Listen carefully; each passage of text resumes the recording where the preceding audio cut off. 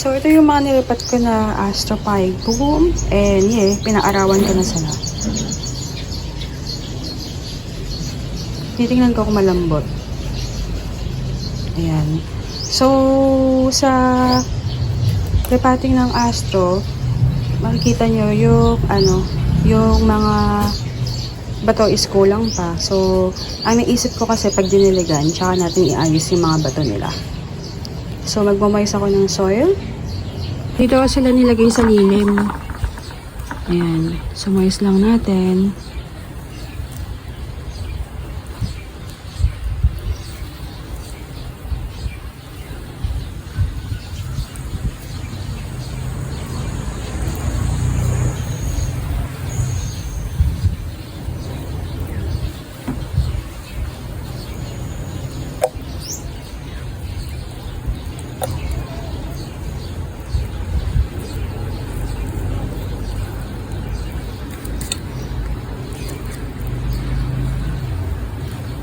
So, umaangat si CRH.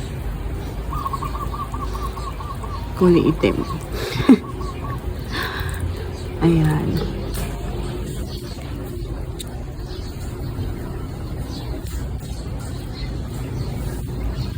So, after moisting the soil, a day, so kahapon ako nag-moist ngayon, is medyo tuyo na yung lupa, pero medyo basa pa yan.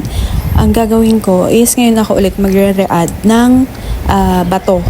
Kasi ganun na ginagawa ko ngayon eh. Kasi pag nagdilig nga is hindi pa siya well fill, hindi pa siya full fill, parang ganun, ng mga bato. So, ang technique ko na, lalagyan ko ng bato, tapos pag nagdilig ka, kasi minsan umaangat yung perlite, pag perlite yung ginamit mo.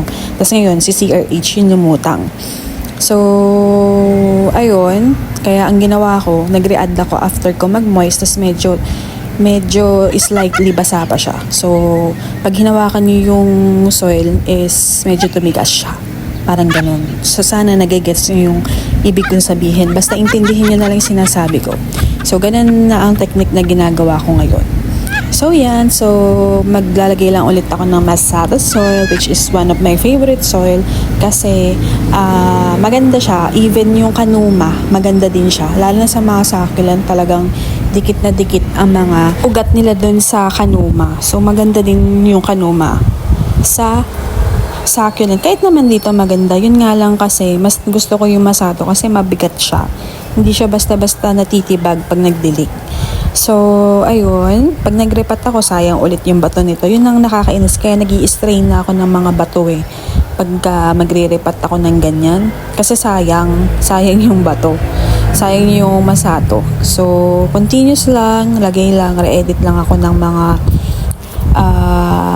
Masato soil. Maaksaya talaga. Oo. Pero, syempre, if you love your plants, you make them look happy. 'Di ba? So, ayun, nakakadagdag kasi ng happiness. Tsaka, yun nga, kapag may bato, hindi basta-basta kasi papasukan ng mga insekto yung soil mix nyo. Kapag meron silang ganyan, mga toppings, tapos pag sa init, nag-absorb din ng heat. So, hindi masusunog yung part na natatouch ng soil yung lupa, mga ganun. Basta for protection din yan, yung mga toppings na yan. So, alam ko may nagawa akong vlog about sa mga toppings. Iba't ibang toppings para sa ating mga plants. So, try ko ilagay yung link. Kasi sa dami na din ng video na nagawa ko, medyo mahirap silang hanapin.